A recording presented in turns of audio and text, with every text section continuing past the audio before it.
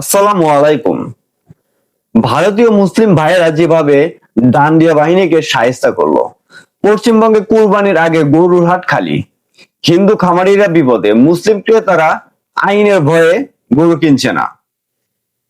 কলকাতা 21শে মে 2026, পশ্চিমবঙ্গের নতুন বিজেপি সরকার কড়া নিয়মের কারণে ঈদুল আজহার আগে গরু কেনা বেচা প্রায় বন্ধ হয়ে গেছে।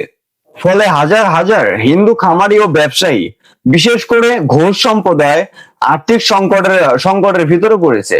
অনেকে লোন পরিশোধ না করতে পেরে কান্নায় ভেঙে পড়েছে। শুধু কান্না দিয়ে যদি সীমাবদ্ধ থাকতো তাহলেও হতো। ইতিমধ্যে পশ্চিম বরগনা একজন বৃদ্ধা বৃদ্ধা মা, সে সুইসাইড করছে লোনের টাকা পরিশোধ না করতে পেরে। পশ্চিমবঙ্গের বিভিন্ন জেলায় হিন্দু সম্প্রদায়ের লোকজন রাস্তায় নেমেছে।